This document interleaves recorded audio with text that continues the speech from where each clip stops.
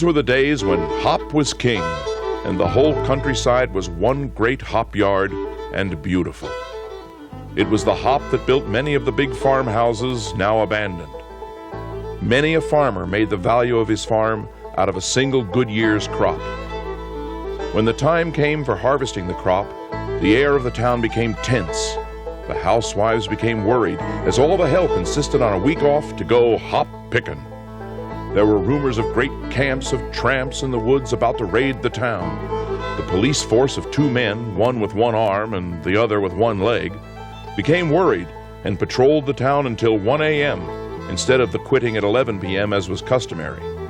No one went abroad after dark unless armed with a pistol, more dangerous to the owner than to his enemy.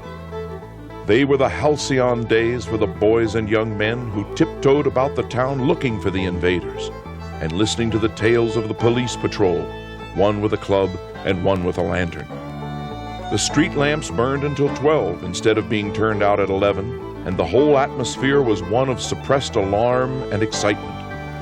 Thousands of tough pickers came from the cities to earn the 80 cents a box for picking and to enjoy the nightly barn dances given for their amusement.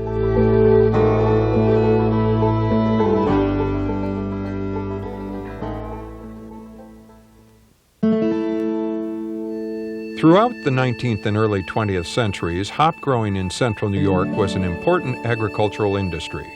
Hops not only brought prosperity to farmers who engaged in this business, but it also brought a unique way of life to the people of central New York. Hop growing on a commercial level was first introduced to central New York by James D. Coolidge in 1808.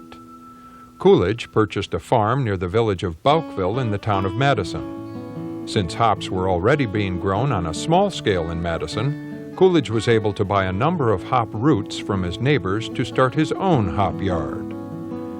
Because of Coolidge's success, others soon followed, and by the 1820s, the hop industry was firmly implanted into the agricultural landscape of central New York. However, it was the result of 2 incidences in the 1820s that gave farmers the real incentive to grow hops. The first was the failure of the English crop in 1822, which created a shortage of hops in the United States. The second was the opening of the Erie Canal in 1825. The Erie Canal allowed central New York farmers to ship their hops easily and cheaply to eastern markets, and it also opened up expanding western markets in Ohio, Michigan, Illinois, and Indiana. Hop growing soon became a leading industry in central New York and in New York State. By 1880, New York State harvested almost 22 million pounds of hops, which accounted for over 80% of the hops grown in the United States. Out of New York's total yield, 13.5 million pounds, comprising 50% of the nation's crop, were grown in the central New York counties of Madison, Oneida, Otsego, Herkimer, Shenango, and Onondaga. Hops became central New York's first specialized agricultural industry, where farms were established and devoted mainly to the cultivation of hops. Hops are primarily used for flavoring malt liquors such as beer and ale. Over 95% of the hops grown in central New York were sold to brewers both locally and overseas. However, hops were also used for medicinal purposes. A popular medicine in the 19th century was hop bitters, which claimed to cure a variety of ailments such as dyspepsia, kidney disease, urinary disease, nervousness, indigestion, liver complaints, and general debility. When a farmer decided to raise hops, his first objective was to find a reasonably level piece of land next to a light slope or low hill for his hop yard. The levelness of the land prevented the soil from washing away and exposing the roots, while the hill offered the hops protection against high winds that could damage the crop. In establishing a hop yard, hop roots were planted in rows of small hills about 7 feet apart. These roots were cut from the roots of established hop plants, and it took about 2 years before hops could be harvested from these plants. Since hops are a perennial plant, each spring the roots would sprout new vines. Once the hop yard is established, the first thing done in the spring is grubbing. Each hill is hoed with a fork-like hook, and the excess root is removed. In late April or May, long poles, usually made of cedar, were set into the hills. These poles were usually 12 to 16 feet in length. However, some were as long as 25 feet. A heavy iron bar, or dibble, was used to make the initial holes for setting the poles into the hills. First along, we used poles like everybody did, and you had to punch maybe 1 or 2 holes to each hill and set posts in, and punching holes all day was hard work. Well then, in the 40s, we put a trellis up. So we eliminated all that work, and the hops just grew up a string up to a wire up above. And it saved setting all those poles. Plus, every year you had to go into the swamp areas and find cedar posts and cut them and take them out, and it was a lot of work. Once the hop vine reached sufficient height, it was tied to the pole in a manner that would allow the vine to grow around the pole with the sun. In late August or early September, the hops were ready for harvesting. They had to be quickly picked before the first frost arrived. Hop picking season usually lasted 3 to 4 weeks, and men and women of all ages were hired throughout central New York to harvest the crop. Women were usually employed as hop pickers. Hop boxes were divided into 4 compartments with 1 picker for each compartment. Men were employed as pole pullers, wagon drivers, and kiln workers. The pole puller was usually responsible for keeping 2 boxes supplied with hops. After cutting the vine near its base, the pole would be pulled out of the ground with the aid of a hop dog. The hop dog was a wide belt with iron jaws attached to the end. It was strapped across the shoulders of the puller and clamped to the pole to aid in lifting the pole out of the ground. The poles were brought over to the hop box, where they were stripped of the vines and later stacked in a teepee-like fashion, where they remained until the following spring. The average hop picker picked 2 boxes of hops a day, but a fast picker could pick 4 or 5. Some pickers picked real clean hops, which is what you wanted anyways. And they were usually the pickers that just come there not really to make money, but just to do what they did when they were kids or had something to do. And then they were those who come there to make money that they just grabbed the stem like that and just pull like that, and the leaves and everything went in. And my grandfather, who dried the hops, boy, that really got under his skin. And the next day he would be down in a hop field, and some of the pickers would hear a few words, because when you tried to dry that mess, it didn't dry too good, and then you didn't want dirty hops to send down as a sample to the breweries, because they would dock you on what they give you per pound if the hops were dirty. When a box was full, the picker yelled, "Hop sack!" and the pole puller or yard foreman came over and emptied the hops into a sack. The picker was then given a hop ticket that would later be redeemed for cash. Local businesses often considered these tickets negotiable tender and accepted them for purchases. However, some growers made their tickets non-transferable and could only be redeemed by the pickers. Once picked, hops needed to be dried fairly quickly. Each day, wagons came along and picked up the bags of hops to take to the kiln. The hop kiln was a 2-story building used for drying the hops. Prior to 1850, hop kilns were commonly made of stone. However, by the mid-1850s, wood-framed hop kilns became more popular because of their cost. The first floor contained the stove for heating the kiln. The second floor was used for drying the hops. Hops were brought up to the second floor and spread evenly over the floor, usually to a depth of 8 to 12 inches. In order to allow the heat from the stove to rise through the hops, the floor was made of slats with a heavy cloth stretched over it. It was generally recommended that the second floor be at least 10 feet from the ground floor to prevent scorching. Using this method, it took about 10 to 12 hours for the hops to dry. While they were drying, the hops would be periodically turned so they could dry more evenly. If some of the hops were discolored, the grower would burn sulfur to bleach the hops to give them a more uniform color. To remove the hops from the kiln, large shovels were used. These shovels were designed to scoop up the fragile cones with a minimum of breakage. They were then taken to a room to cool and regain some of their moisture before baling. Attached to the hop kiln was a two-story hop barn. The first floor of the barn was used for baling the hops and the second floor for storing the bales. Portable presses to bale the hops became very popular in the 1860s. The first and most popular portable press was invented by L.W. Harris of Waterville in 1859. Hops were baled by placing a cloth inside the press and filling the press with hops. Another cloth was placed on top of the hops, which were then pressed into a bale. The sides of the press were then removed and the two pieces of cloth sewn together. The average hop bale weighed 180 pounds. The bales were then stored on end in a cool and dry building until the hops were sold and shipped to the buyer. Lupulin, a bright yellow resin that forms at the base of the hop petal, is the only valuable part of the hop and is what is used to give beer its bitter taste. Therefore, chemists began experimenting with extracting the lupulin from the cone. In 1865, a method of extracting the lupulin was patented, and soon after, factories were established. In 1867, the New York Hop Extract Works was established in Waterville by W.A. Lawrence. In 1883, another factory was erected in Waterville by J.W. Whiting. For many years, these businesses were very successful. However, as hop growing declined in the area, these businesses lost their local supply of hops and eventually closed their doors.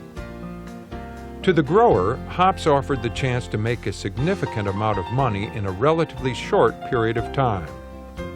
However, when hop prices were extremely low, hops could also bankrupt a grower. The price of hops was very unstable and could range from 3 cents per pound to $1.13 a pound. Clayton Risley, the son of a hop grower from Hamilton, New York, once stated, The growing and the buying and the selling of hops was always a gamble. A day or two of bad weather could ruin an entire crop, and when it came to selling, the prices would fluctuate strongly and quickly. Fortunes were made and lost overnight. The year my father and grandfather lost everything, they were offered $1 a pound, but held them for $1.10. They finally sold them for 12 cents. The sharp fluctuations in prices made it very important to keep up with the hop market and stay posted on the latest prices.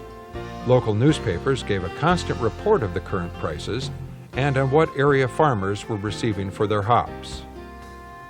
As hop production in central New York increased, some growers discovered that they could also make money dealing hops. Many dealers established offices in local hop centers like Waterville and Cooperstown. Local dealers included Daniel Conjure and William P. Locke, and Charles Green and I.D. Brainerd. Before the harvest, some growers pledged their crops to dealers for a fixed price to eliminate the risk of quick market fluctuations. By 1875, as hop growing in central New York continued to expand, growers felt the need to form a union that would serve as a forum for discussion. The first general meeting of hop growers was held on August 21, 1875, at Allen's Hotel in Oneida. This meeting was the first meeting of what later became the Central New York Hop Growers Association. Although their main objective was to work together to establish a fixed price for hops, the association accomplished little more than establishing a standard-size hop box and publishing annual production statistics. However, the Hop Growers Association was responsible for organizing one of the largest annual events in central New York. In 1878, the association held the first Hop Growers Picnic at Spencer's Grove, later renamed Sylvan Beach. The picnic was held every year until 1923 and is credited with popularizing the beach. Trains brought people from all over central New York to the event.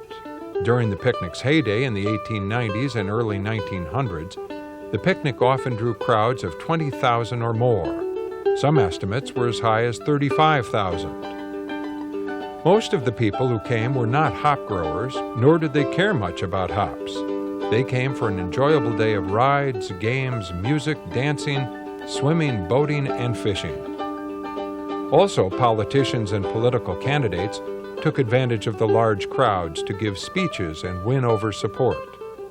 It was said that a political candidate's career could be made or unmade by the speech he gave at the picnic. For the first 4 years, the picnic was held on the first Saturday in August. After that, it was held on the last Saturday in July. When the picnic was at its height in 1900, the Canastota Bee wrote, The suggestion is made that the last Saturday in July of each year be made a legal holiday in central New York, at least until such a time as the hop growers select some other day for their annual picnic. Nearly everybody in half a dozen of the central counties turns out to these picnics, and little work or business is done. In central New York, the hop growers' picnic was second only to hop picking season as the social event of the year. Many central New Yorkers considered hop picking season a vacation and left their regular jobs for 3 to 4 weeks to go hop picking. As the Utica Daily Press noted, Some mill owners found it a good time to shut down their boilers and clean their machinery during this season, for with so many absent in the country, the mill could not run to advantage. hop growers employed 2 types of pickers. One type was the local home picker who came from the surrounding countryside. These pickers were brought by wagon each morning from their homes to the hop field and in the evening brought back. Because they did not require room and board, these pickers were paid between 50 cents and $1 for each box of hops they picked. The other type of picker was the foreign picker brought in from Syracuse, Utica, Rome, and other cities and villages. These pickers were brought in by train to the nearest station and brought to the farm by wagon. Because they stayed at the farm and received room and board, foreign pickers earned between 25 and 50 cents for each box of hops they picked. I think some of the hop pickers that came there came from Utica. Of course, that was on the DL&W Railroad, and I think they came from Utica. Now, I don't know for sure, and I say that because I think there was probably other places, you see, that where they could work. And their house, on the back end of it, it had a great long back end on it, and upstairs was where they could stay. They had rooms for them, so they could stay right there. These 2 types of pickers generally got along, and often friendships were made, which they looked forward to renewing each year. As stated in the Oneida Dispatch in 1884, Different classes of society are brought together in hop picking, old and young, from far and near. Also many pleasant reunions of acquaintances and friends at this season. hop picking season was an enjoyable time that many looked forward to each year. One former picker explains. There was plenty of fun calling back and forth between the boxes, and such fine old tunes as Darling Nellie Gray, Annie Laurie, and Comrades were sung.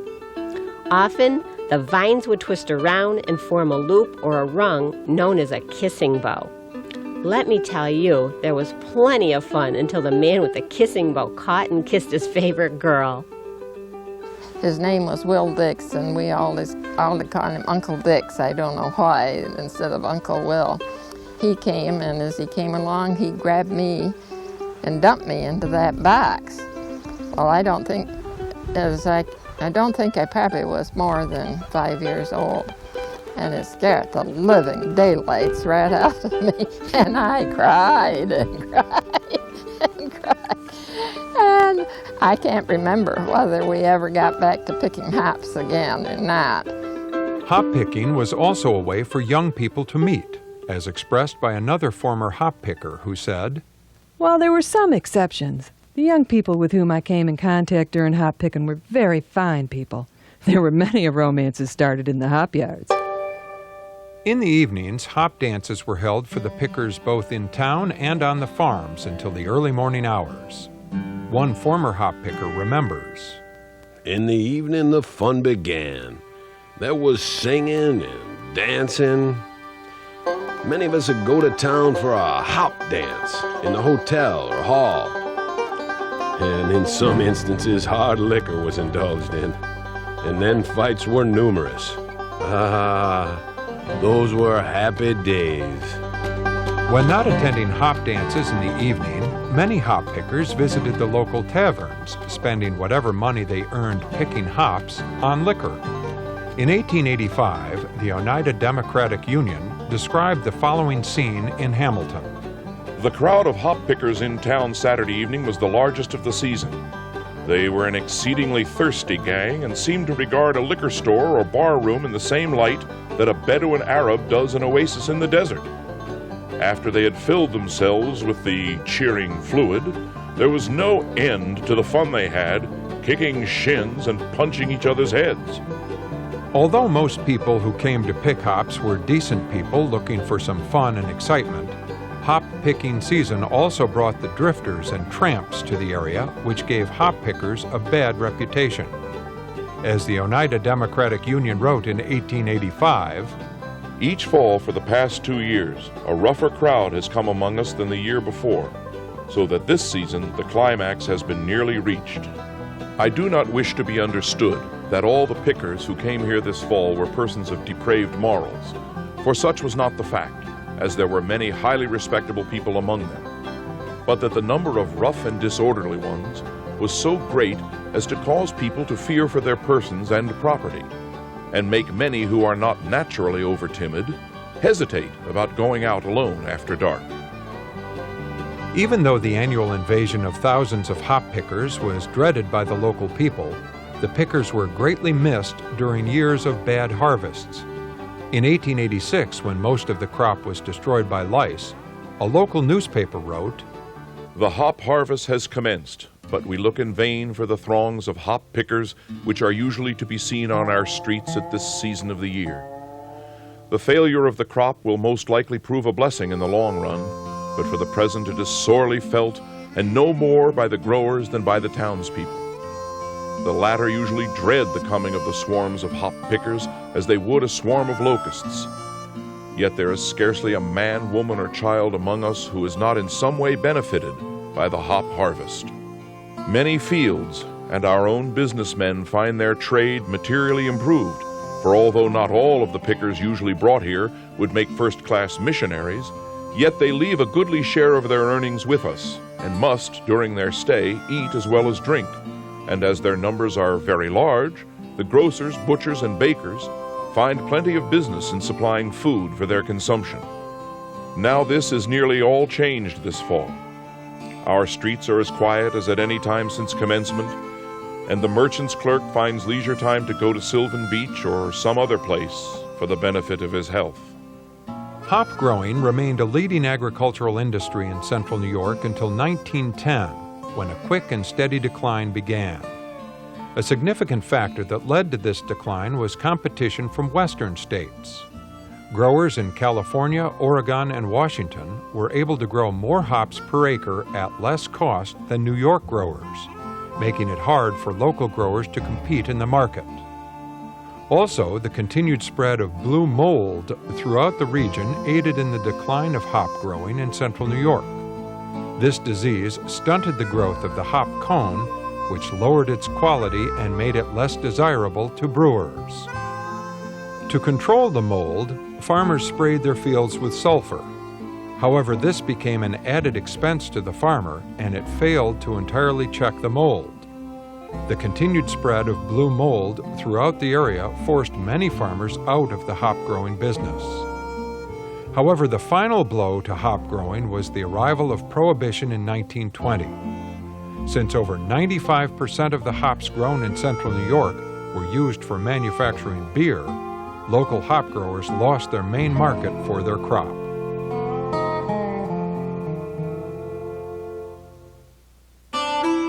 Western competition, disease, and prohibition all combined to put an end to hop growing in central New York.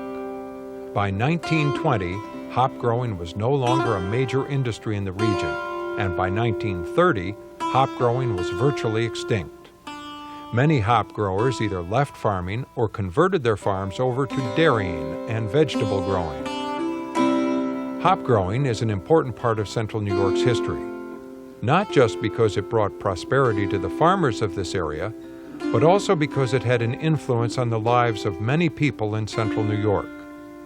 From the grower to the picker, to the dealer, to the merchant, to the townspeople, to the people who attended the annual picnics at Sylvan Beach, hops in some way touched all. Today, all that remains of this one-time mighty industry are a few old hop kilns and hop vines scattered around the countryside, and the many precious memories that were left behind. As one former hop picker wrote in 1948, while reminiscing about earlier days of hop picking in Central New York, In the evening, we'd loll on the big front lawn, boys and girls together. We'd sing a little and we'd joke a little.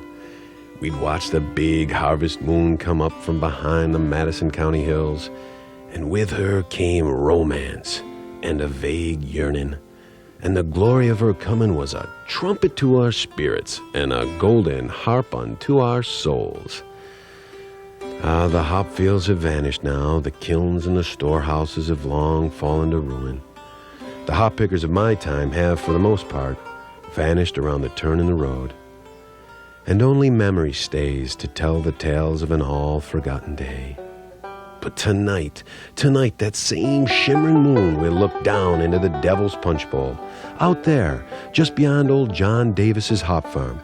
And as she looks, she will recall the picture of the boy and the girl who sat there on the rim of the bowl so long, long ago, and made loving promises with their kisses, which they knew they'd never, never keep.